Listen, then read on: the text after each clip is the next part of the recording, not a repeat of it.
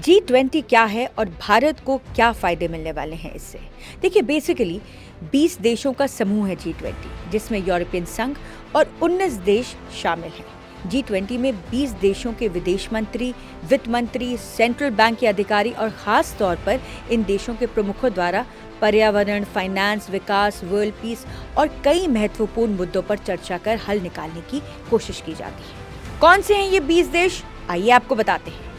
Argentina, Australia, Brazil, France, Canada, China, Germany, India, Indonesia, Italy, Japan, Mexico, Russia, Saudi Arabia, south Africa, south Korea, Turkey, the United kingdoms, the United states and the European union. लेकिन अब African union को भी इसमें स्थायी सदस्यता मिल गई है, तो टोटल 21 कंट्रीज हो जाएंगी, लेकिन फिलहाल इसको G20 ही कहेंगे।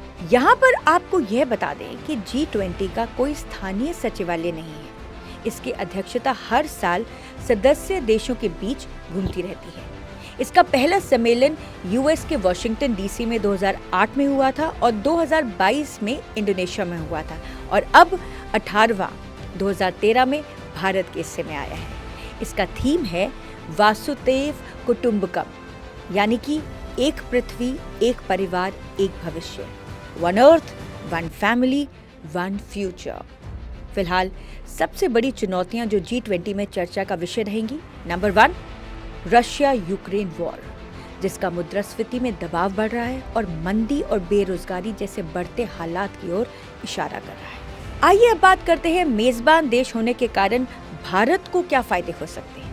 भारत 1 साल तक G20 का नेतृत्व करेगा और इसके चलते तकरीबन 200 छोटी बड़ी बैठकों का आयोजन होगा, वो भी अलग अलग शहरों में। तो जाहिर सी बात है, इनक्रेडिबल इंडिया की मुहिम के लिए यह बूस्टर डोज का काम करेगा। वह सभी राज्य शहर जो होस्ट करेंगे, उनके पर्यटन और विरासत को अंतर्राष्ट्रीय स्तर की स्टेज मिलेगी। 9 और 10 सितंबर को G20 देशों के शीर्ष नेताओं की शिखर सम्मेलन में भारत मेजबानी कर रहा है, जिसमें US president Joe Biden and UK prime minister Rishi Sunak के साथ साथ और कई बड़े नाम शामिल हैं। राजधानी दिल्ली में रहेगी ये बैठक और इसी के कारणवश सुरक्षा इंतजामात के लिए दिल्ली को एक किले में बदल दिया गया है। 2 दिन तक आवाजाही पर भी काफी प्रतिबंध लगा दिए गए हैं।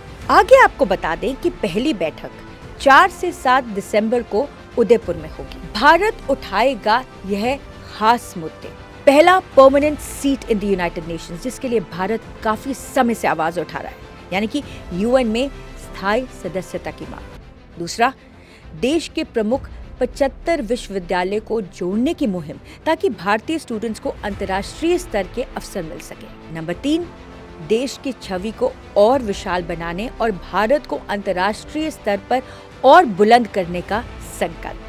तो इस तरह से G20 भारत में अपना असर दिखा सकता है। Hoping for the best.